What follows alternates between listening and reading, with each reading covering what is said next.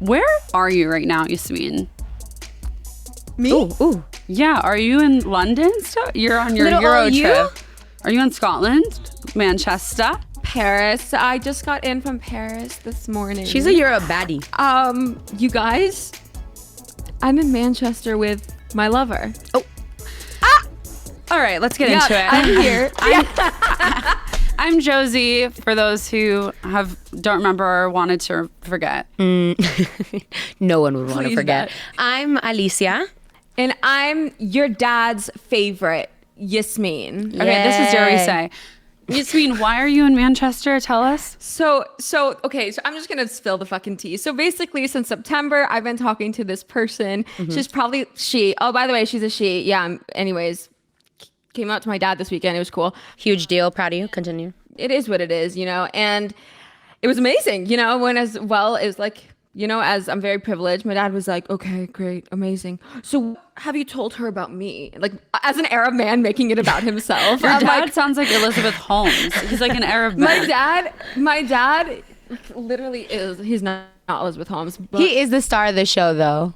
I have my to say. dad is the star of the show. The apple doesn't fall far. But basically, I've been talking to this person for months now, and we've never met. I know, catfish. I could have been dealing with an 80-year-old man with a micro penis and and like 9 arms and an alien from Venus. Yeah. But I didn't. I came from the airport. You guys, I was shitting my pants. I actually couldn't sleep for the last couple nights.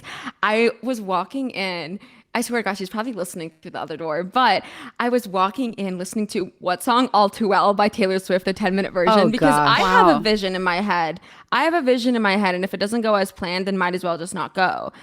And I almost let my luggage go around a second time because I was so nervous. And I just I just couldn't go through the door. And I was walking through the door and there oh my God, guys, it was straight out of a movie. She was leaning on the wall with her jacket. And she just looked at me and she was like, "You okay, princess?" Because that's what she calls me. This is As a pillow princess. I'm kidding. A scene in Stand By Me or something. No, it sounds like a scene in a Hallmark Christmas show. Oh, okay. Starring, it's like that. Yeah, it's kind of giving that. And I was like, oh my God. And we both were just shaking. And we're like, is this real? We've been talking and FaceTiming and like falling asleep together, like over FaceTime and like building and fostering a relationship over a fucking phone. This is Joaquin Phoenix's dream in her. Like, this is what it is. And there it is. So it's been amazing? Because this is the first time y'all have ever been together in person. Yeah, and it's funny. It's like they say, like, right when you meet someone. Like, the spark is either there or it's not. Is it? It's very much there. Wow. And how long are you guys going to be together? Yeah, how long is your relationship going to last? No. How long is your relationship going to last? How many days are you guys hanging out? She's like, so what is this going to last? 2 weeks? Stop. 3? Yeah, so how long is this last? No, like, it's, we're taking it day by day. We're going to Scotland this weekend. Josie, we're going to your side of town. I know we talked last episode Edinburgh, how girl. You were there for 7 months, 8 months, and I didn't come. You're But going to here my I am. hometown. I Your am. place of And origin. I sent you all the recs. It's great. We're going this weekend, and I'm really excited. And the girls just kind of met. Isn't she beautiful? She really is. She's pretty. I have to say, I'm coming in with a fire under my butt because someone left a note on my car just shy of 20 minutes ago that says, "I'm a cunt who can't park." And it's written in such incredible font. And their Wonderful handwriting skills is just incredible. And I'm going to leave it on my car like a bumper sticker.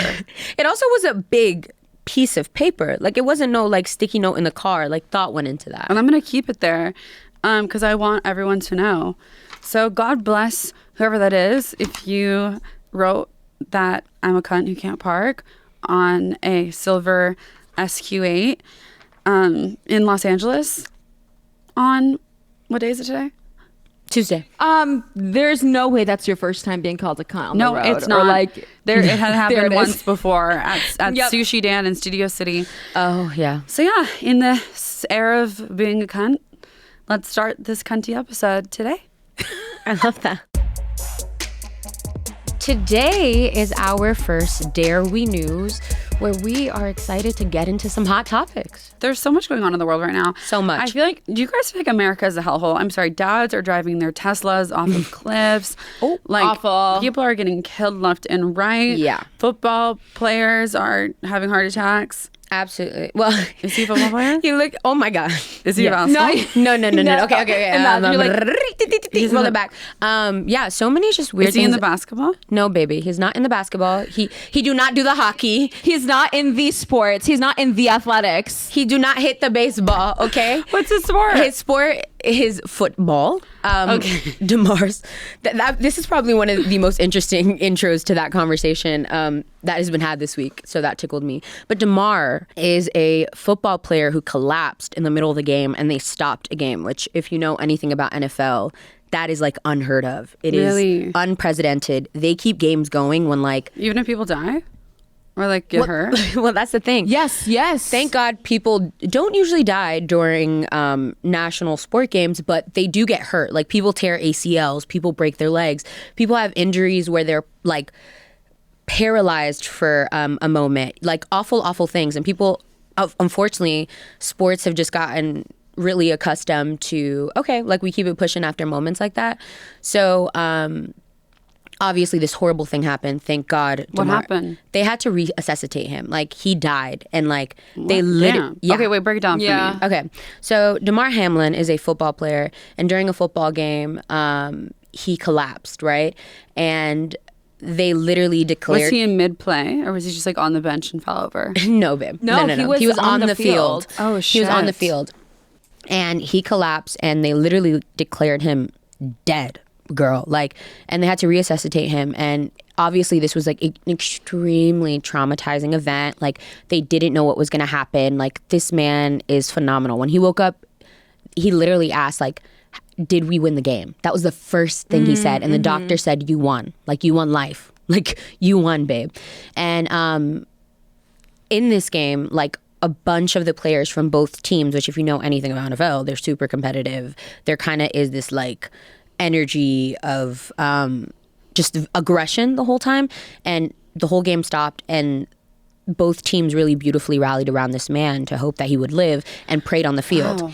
But unfortunately, the discourse that followed that awful event was pretty inhumane. Like there were debates on ESPN being like, awful things happen, but we keep going. Like it's, you know, we're people were mad that they stopped the game because he collapsed. There were.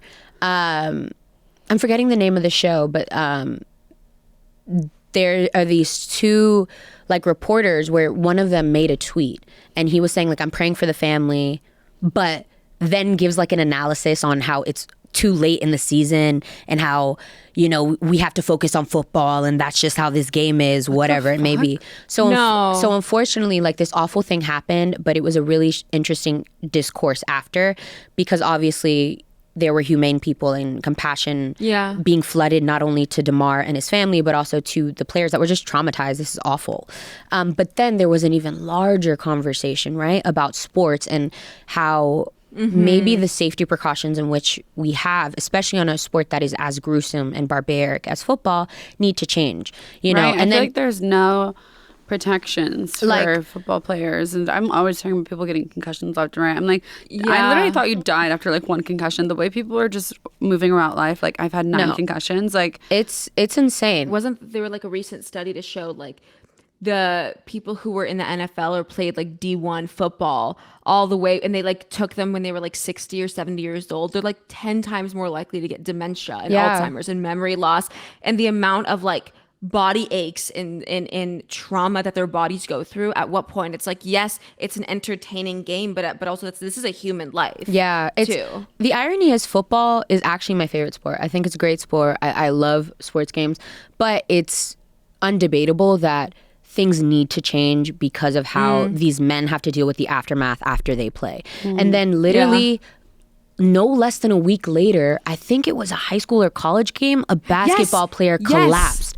and like fell to the ground in the middle of the game. What? Yes, yo. Like, and there needs to be a much larger conversation of how do we protect men, specifically black men who are playing these sports. Yeah. And we have a larger conversation about concussions and how do we prepare them. And maybe, you know, we don't let children start at pee-wee football running these crazy drills, you know. And it also like creates this idea in your head, like you're not working hard enough unless you're in pain. Or like you're about to collapse or you're struggling, because I think that like that is a big thing too with sports, like pushing yourself to the brink, and like they're not really taught self-care and then in that way. No. I think that sports in a lot of ways is beautiful. It's great, camaraderie, teamwork, awesome. But there is an aspect of like your body now is this commodity, and like maybe we need to shift how we talk and how we prepare people to play sports, and how do we protect people so that moments like this don't happen? How do we protect people to not push themselves past exhaustion and putting their health literally in jeopardy? You know, like my best friends, like one of my best friends, David, he played D1 football, and in high school he was told you need to stop because he had had so many concussions from playing at the age of 5 up until his adulthood, and then was left with the aftermath of multiple injuries. You know what I mean? It's very interesting because it's like you see from such a young age, specifically in like the Black community, and then a lot of times in the Polynesian community as well, that this is like your breakout. This is how you get out of your small town. This is how you get a full ride to a college. Is we're gonna train you. We're gonna ingrain this idea that if you're not in pain, if you're not hustling and waking up at 5 a.m, if you're not eating this food, having this amount of calories, not drinking, not doing any of these things, then you're not gonna be successful. You're not gonna have money for your family one day. Absolutely. And then you have these commentators who are, if you look at ESPN, if you look at the sports newscasters, majority are white.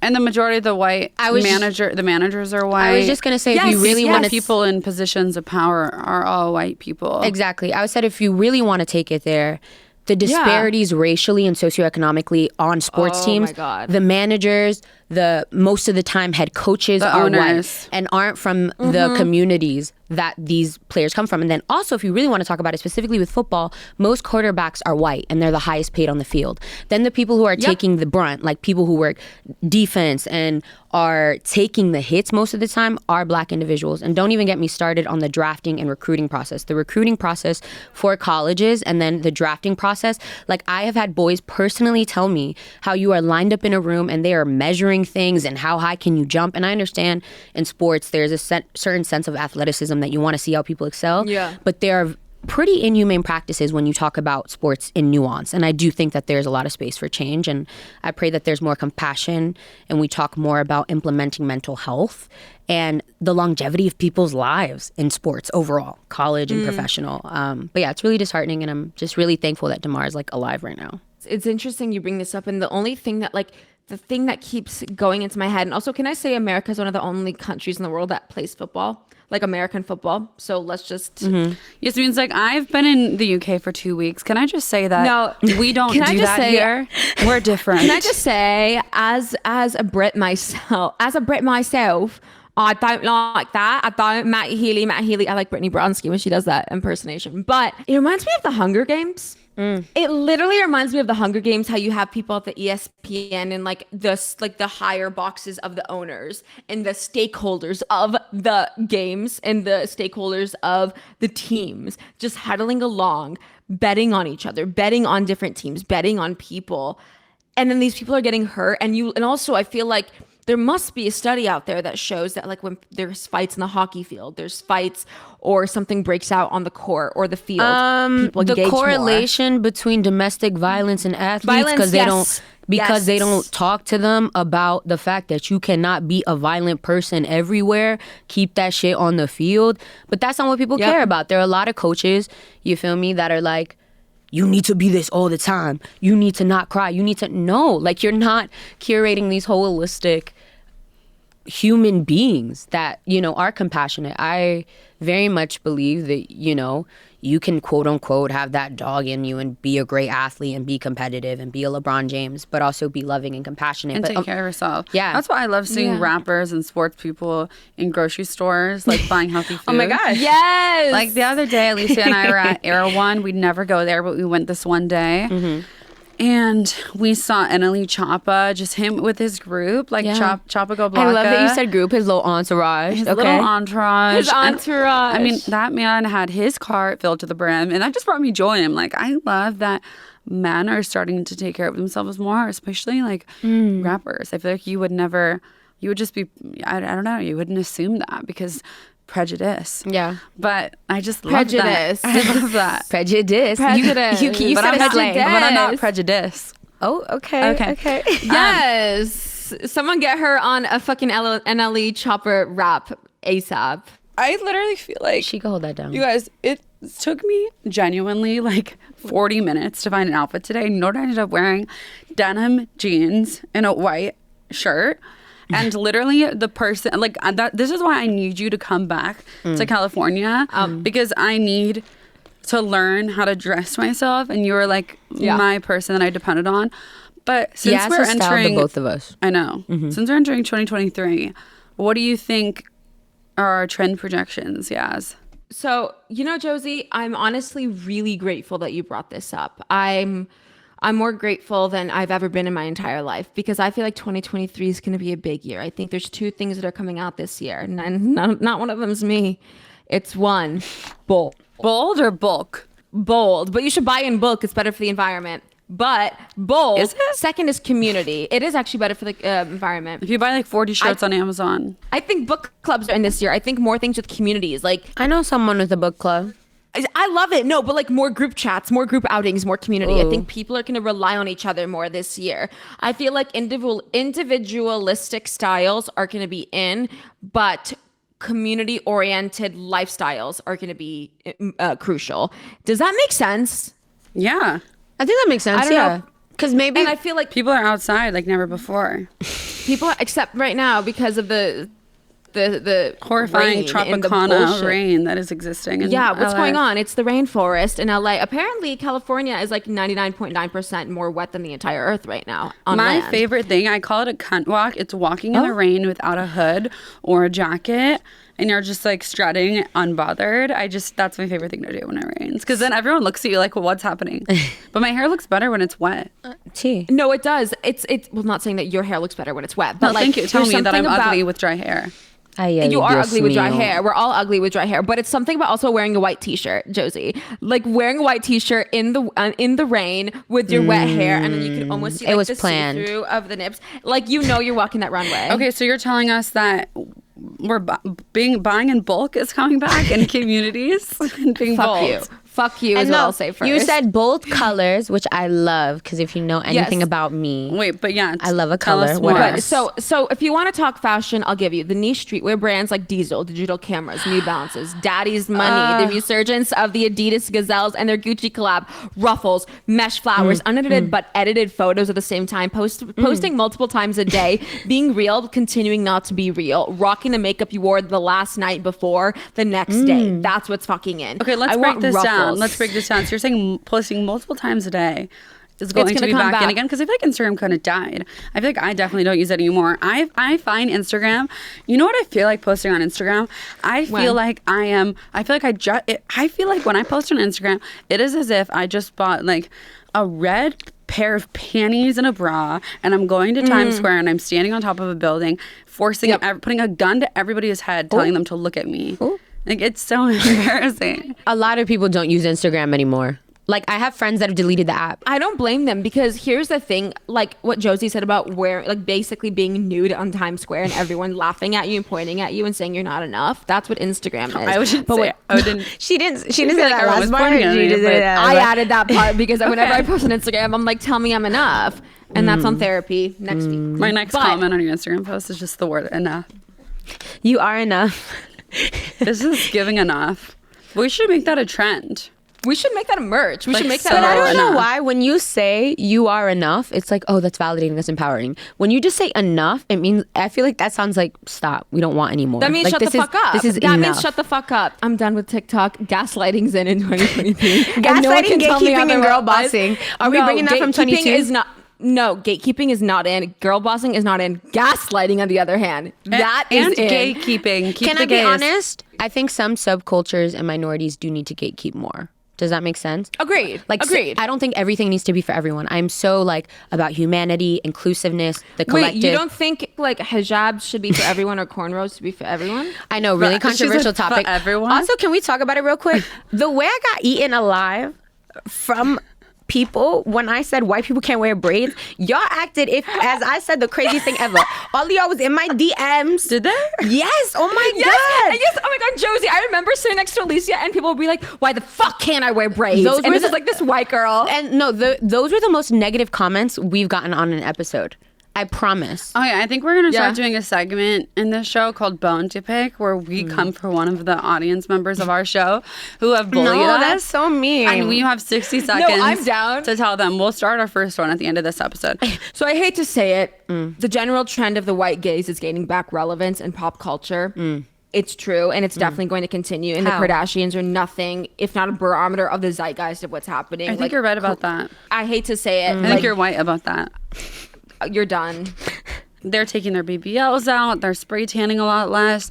Their hair Yes. type, suddenly Khloe Kardashian goes Isn't from it looking like Ciara to looking like Taylor Swift. It is a major shift. I agree. It is. Tell us more. And I feel like they're constantly I said it once, we said it with Mr. John Lovett here, but Kris Jenner, the devil works hard, Kris Jenner works harder, and they run so much of what the pop culture, the news and media outlets put out, like what's coming in, what's going out. And also when you look at who runs Vogue, when you look at who runs Vanity Fair and all these major establishments and magazines, they're usually white men and women also running what's in right now. What's the new trends for 2024 from now?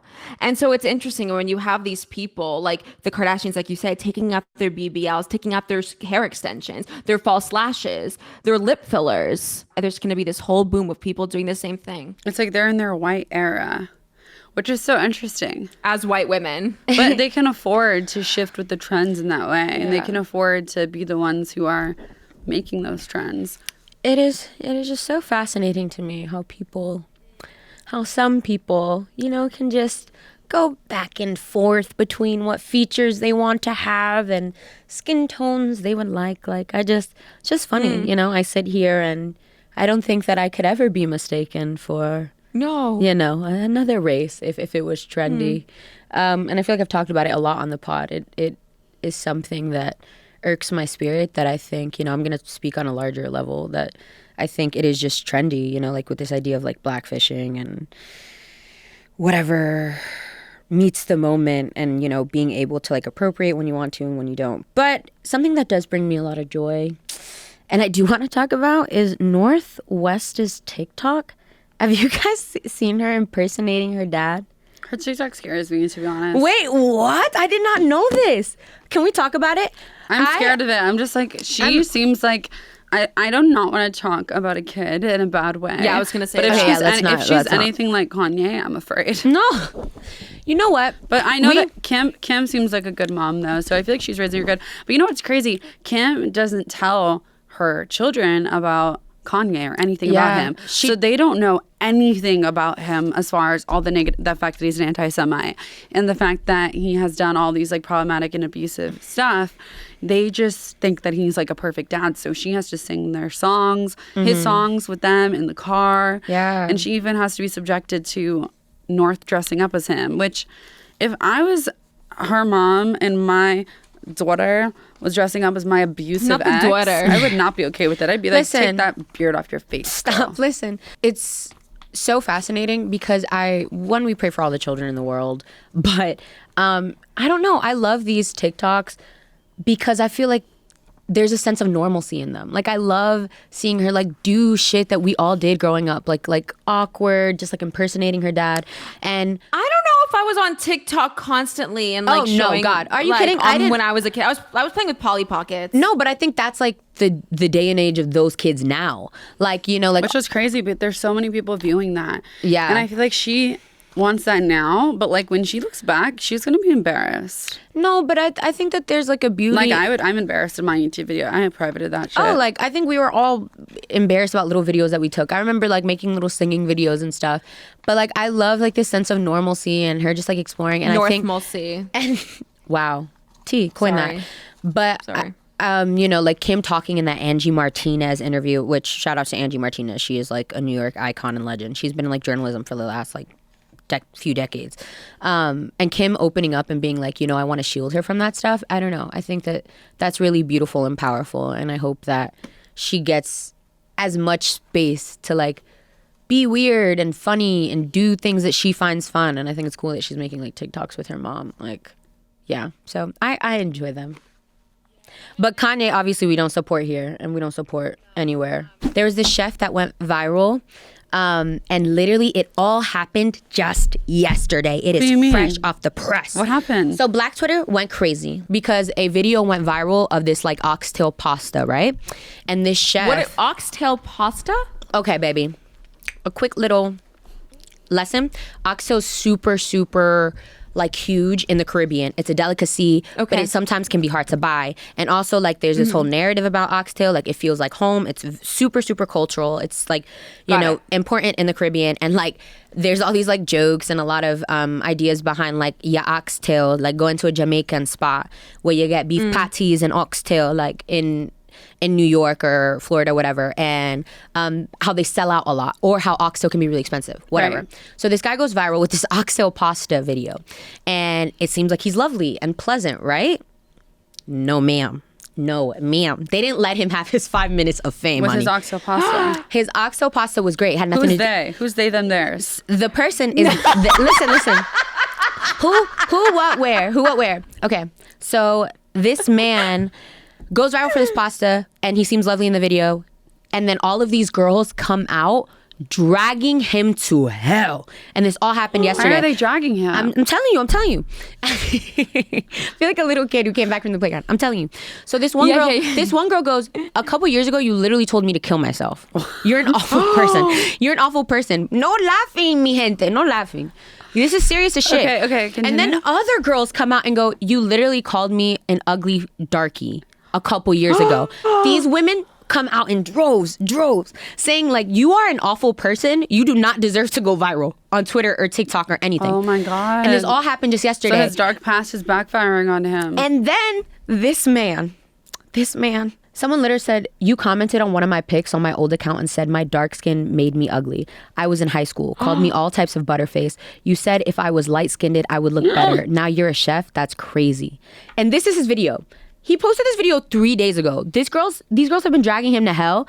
Yesterday, look. Hey, what's up, guys? I blew the rent money on oxtails, so let's make a pasta with caramelized shallots and chanterelle mushrooms. So after you sell your kidney to get the oxtails, you want to season them with salt and pepper. We're going to sear them in a preheated carbon steel pan and then cook them in beef stock along with some shallots until they are... Okay, so the video's not important. It's all the quoted tweets. Spill some of the tweets. I need to hear this. Also, the girls, I'm proud of them. If you're listening and you're one of the women, we are so proud of you. We are so proud of you. Someone literally said 2023 started off with a bang. Oxtail pasta. Don't make me explain it. It's literally become so viral. Like, what's crazy is like Austin Crew, one of our close friends, literally went live and is like, these people are coming. That was last night. Yes. I missed the live. Yeah, I saw that live. I saw the live. Like, I think it was on TikTok or something, and he literally was like, this is insane. Like, people are coming out the woodworks. I wish I could find the things. Wait. Because he came out with an apology, and he was like, cooking saved my life. And everybody's like making these like joke tweets and quoting it and being like, the colorism just left my body because I learned how to make pasta and like all of these things. But yeah, it's insane, and they are not letting this man succeed. And honestly, good for them. Like, he's been awful to all these women. They were like, you don't deserve to go viral. And that's what happened just yesterday. That is crazy. It's insane. And that just shows like the truth always comes out, and literally like no matter what you do to try to cover it, if you're a bad person, it'll come back. Austin? Yes. Okay, Josie? so we're talking about the chef. This is the Potter. You're on the podcast right now, Austin. Hi, baby boy. Okay. We're talking. Hi, Austin. We're talking about the chef that went viral on TikTok. What is your 60-second take on this horrible guy that wronged all of these girls who are now coming back to haunt him? The oxtail pasta man. Oh my God. It went down yesterday, didn't it, bitch? It went down. Oh my God. So I still need to read up on the whole story. But my thing is, anybody who has the heart to cook food that is on some stuff, for me, is just a no-no. Right. That's just disgusting. I mean, who does that? I'm okay. Wait, I'm gonna read his apology tweet because I found it. His apology tweet said, "To those I've hurt with my past tweets that have resurfaced, I'm deeply sorry. That was a moment in my life where I was sick in more ways than one. Cooking saved me. You have watched a flawed man heal. I will continue to heal and learn. Thanks for being along the journey." It's giving very much unhinged because how long ago was that tweet? Literally. And it's the way Yvette Nicole Brown is in this man's comments. Like, I'm looking at all the quotes. Somebody said the colorism leaving his body after learning how to cook.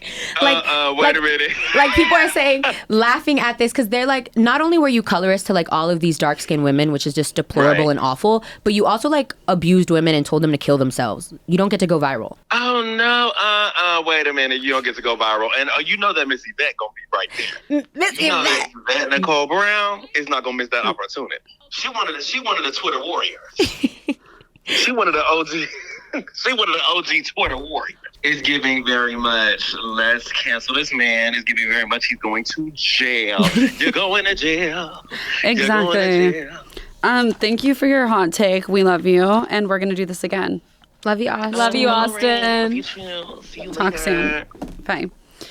Not once in that entire thing, in the entire apology, was there a sorry. So I don't know what kind of apology is that. So we'll move on. Thank you. I'm happy that we said that.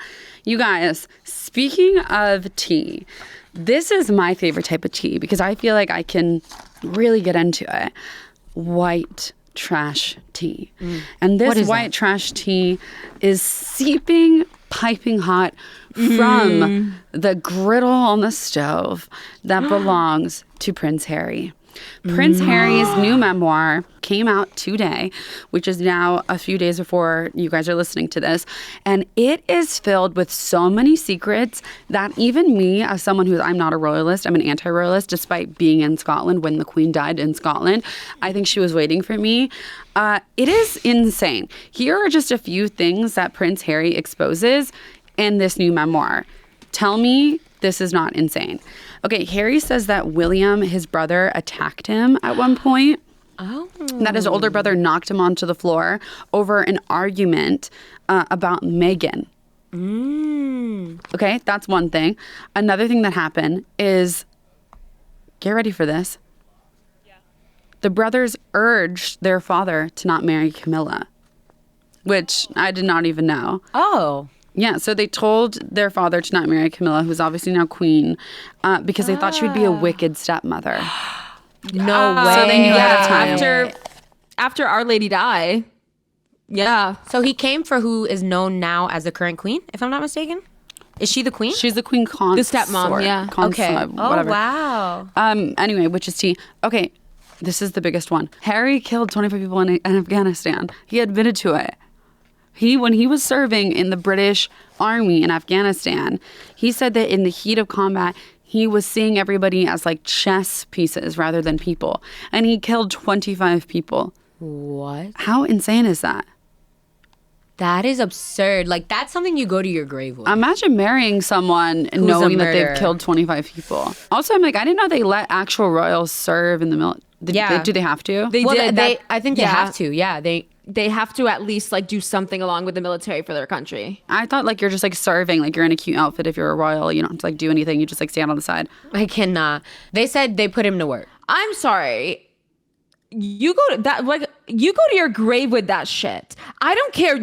I know you want to get money for the memoir. Listen, I'm live laughing and loving with Harry and Meghan, but that shit should have been left for your deathbed. I'm sorry. Isn't that insane? No. Imagine having to live with that trauma. And imagine if he's telling us that, how much more fucked up shit other royals have done in the past that aren't even just saying.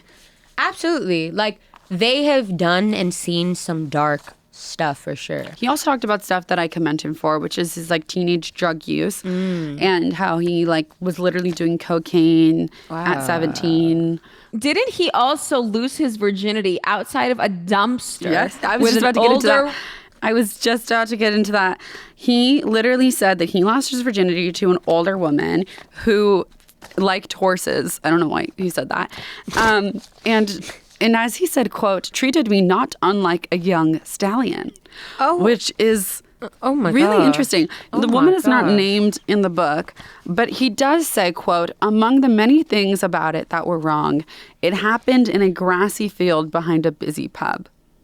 He said, obviously someone had seen us, which is like, I mean, he's airing it all out there. All of it.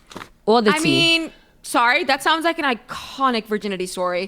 Say what you will. Like, I hope it was consensual. And he's like, okay. if he's telling it like that, and I feel like he wouldn't say it. I don't know, but also, who am I to say that? But also, was he a minor? Okay, there's a lot going on. There's so much going on. I'm thinking about Megan reading this. Like Being this, like, the Also, entire time. apparently there's like texts between him and William's wife, baby mama, Kate Middleton, baby mother. in the group chat, which and not in the group chat, in the autobiography. So like, I mean, he is really putting it out there. Now, some would argue, how many times do you have to tell this story? Because I feel like he's been telling the story for so long. I mean, they had the interview with Oprah. They have this Netflix show. They have her podcast. Now he has his autobiography. It's like, I get they have to make money. They're not being supported by the royal family. They have to pay millions of dollars in security. But at the same time, it's how much is too much. And obviously the royal family, or maybe not the family, but the institution itself is racist. And the family probably has like these unconscious biases because Prince Harry actually never called them racist. Meghan Markle never called them racist, like the family themselves. Yeah. Which the Brits love to bring up, that like they accuse them of racism, whatever. And that never came out of their mouths. Yeah. But they Which definitely they should had a have, certain but- level of, and they could have. Yeah. But they definitely had a certain level of bias that was overwhelming and implicit and internally racist. Which I think is just crazy. So on one hand, I'm sort of like, you need to save this conversation for at home, because my mother told me never to, get in fights like this with my family members in such a public way. But on another hand, it's like, if you're being silenced. Were you silent or were you silenced? In the brink of insanity, it's like, at one point, do you just tell Put it all everything? out I mean, there. remember, this is a family that leaked the letter that was written from Meghan Markle to her father in confessing all of this personal stuff. And they say, allegedly, this was leaked either by the father or by the royal family or the institution to the British press. It's funny you bring that up because so my dad and I got into this argument because my dad commented on the BBC's Instagram where it was like, Harry, you should be very proud of all the things that you've done, but also like, this is between a family. Don't air your dirty laundry out. You live a blessed life. You have beautiful kids. You have a beautiful wife. And I was like, I understand, but I feel like that is so older generation where it's so keep it in the family. Don't talk trauma. Don't like, just smile and keep pushing, keep moving forward. In one coin side of the coin, I understand that you can handle things internally. Yeah. But on another hand, this is so much deeper because this Agreed. family also runs all of the media and press within the entire UK. On top of that, he's already lost his mother. They've been leaking stuff for so long. Harry talked about a time where his father, Charles, basically worked with a British tabloid about a story about Harry's reputation and his drug use, which is That's insane. That is disgusting. That's my thing. Like, I will be honest, I am not a royalist whatsoever. I am not as familiar with the family. But what I do know is growing up, we were fed that Harry was the bad boy. Like, I don't really know about the news stories or the information. We were fed that Harry was the bad boy his whole life. I haven't really cared. I'm not like a gossipy person. But he was struggling. But that's my thing. He was struggling. Like, and he was dealing with mental health issues. Like, yeah, he said he like, suffered with severe anxiety and panic attacks. Like, my thing is, the matter of fact is, like, the public and the press has been forcing him to live in the limelight in a way that he did not choose. He did not ask for this life. The public took his mother, if we want to be honest. Like, Alicia, that monster of infrastructure, right? And I'm not saying that America's exempt from that either. Just like the awful nature of press. And then he was built up to be this idea that wasn't him. Here's the thing. I'm probably not going to read the book. I haven't seen the documentary, but I support a person reclaiming their truth and their narrative. And I'm like, air it all out, baby. Because here's the thing, too. Whether we like it or not, the press will never stop coming for this family. As their child grows up, they're going to pay ridiculous amounts of money for where that kid goes to school, pictures of him. Like, they will be subjected to this forever. So I fully support the idea of them continuing to tell their story, of them fighting the false narratives that are put on them. Tell it all. Like, I'm not going to read the book. I'm probably not going to watch the documentary. It's not something that I'm, really... But he has been abused left and right. And That's you're right. my He has thing. a right to say something. Reclaim your narrative, say your truth, and tell it all, baby boy. And I hope that it's liberating for him and cathartic. The family, Charles told Harry that there wasn't enough money to support him and Meghan. This is before they left the royal family and that whole thing. Like, he had told his father that, he was obviously marrying this girl, and the father said that he had no money to go around. So imagine being forced to work, being forced to be in this environment and serve your country in a way that, like, is ingenuine to you and isn't authentic and something that you do not want to do, and you're not even being compensated for that. Yeah. Literally crazy. They may not say it, but I will say it. The family's punishing them, and they are racist, and there are bigotry. Like, you know what I mean? Like, Alicia, that's exactly it. Because I'm sorry, I think that's a pathetic excuse. You see William with a white wife coming from a great university. Also, Meghan went to an incredible university. But what's the difference in Kate and Meghan? She's black. And Kate is white. That is the difference. And Kate is from the UK, and she's also she comes from a hierarchy of a different family. Meghan's mom, she was raised by a single mom later in the age in LA. She went to an art school. And also, I really actually implore people to watch the docuseries. Obviously, it is biased. It's from them.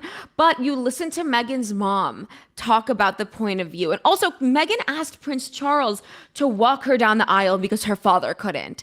The tabloid forgets about that. Yeah. Also, did you guys see how, like, controversial and it became, like, a hot topic that I think she's a housewife. I think her name is Bethany or something. Bethany Frankel. Yeah, she was like, shut up already. Like, I think I saw a video on TikTok of her being like, shut up. Like, what else do we have to hear from you? And I thought it was hilarious because someone commented, girl, didn't you pee in a bucket on live television? Right. Like, you people, have nothing to say. Bethany, shut the fuck up and go back to New York. And I think it's like that leads to something else. Like, people love to, comment on stuff they don't know anything about. Exactly. And the implications of this are going to be insane. Some say that because he admitted to using psychedelics, I don't know what the statute of limitations on that in America. Like, some people have refused their, like, visitor's visa. I think America loves him, so I don't think we need to worry about that. Yeah. But can I just say the tea that's going to break out in the family themselves? You know what I want? I want Charlemagne the God to fly to London, bring little Prince Harry and his girl, Meghan Markle, and sit these people down and really talk it out. I feel like he is the one to do it. Charlemagne. If anyone can, it's Z-Way or Jennifer Hudson, and no one can tell me. Or Kelly Clarkson. And those are the three. Or Drew Barrymore. Drew Barrymore will save the royal family. Okay, let's put to rest this, though. But we pray for Harry. We pray for the family. But I do think if Jerry Springer was still around, he could do it. But I think Charlemagne, it's on you, boo. And Shout out Charlemagne. And yeah, pray for them. And that was our Dare We News, you guys. Pretty great. Pretty grand. Hi, guys. Welcome to our first ever rendition of Bone to Pick, where we have a bone to pick with one of our audience members or listeners who have complained about something we have said on the show, either via DM or showing up at our house or mailing us something or sending us a dirty little email. This episode is focused on Yasmine. Yasmine, your bone to pick with one of our audience members who have spoken to you about reproductive rights. This is for user. I am a prick with a small penis and a receding hairline 69. This one's for you. I'm sorry, what the fuck? I'm sorry, what the fuck? All of these comments were coming from me because I said that this is not a life. I'm sorry, it's a fucking zygote in the side of a uterus, which is not a beating thing. Like, my literal fake acrylic fucking nails has more cells than that embryo. Sorry about it. I think it's so pathetic how you'll come for us being like, you're going to hell. You're going to hell. Honestly, you can shove yourself right up someone's fucking arsehole is what you can do. I'm tired of this bullshit. Like, you could call me out for what you want. You're like for the death penalty. I stalked your Instagram, actually. I went through your stories, you pro-gun son of a bitch. I don't give a fuck. You probably get your fucking jackets and stuff after you skin an animal after hunting in the middle of fucking Tennessee. You probably drink blood in the morning, you fucking vampire. I just genuinely think you're the one going to hell. I also think that you're ugly. Like, objectively, if there was a gun to my fucking head, I still wouldn't fucking kiss you. That's how ugly you are. Jesus Christ. Sorry, is that too much to say? You came for my fucking rights. No, You came for my rights. I'm proud of you. Thank you for that. And you know what? It's a man. We'll just make sure everyone knows it's a man. You're not calling a woman ugly. Because no women are ugly. That's actually true. 'Cause even though there was a woman who was I almost started crying at the Paris airport this morning because a woman was so mean to me. Oh no. And I couldn't be rude to her because she was so beautiful. And her boyfriend literally looked at me and mouthed to me. Stop. I'm Pretty sorry. privileged. You guys, such vibes. Thank you for educating me. I feel like I was filled in on so much today. Same. I learned that football is not the same as basketball. And that bold and community is in. Also that hungover chic is in. And I love that, guys. This was beautiful. We should do it again. Agreed. This was fun. I love a hot topics. You guys keep me young. Stay educated. Stay up. Stay down. And if you want to leave another note on my card, babe, go ahead. Text me. Let's hang out.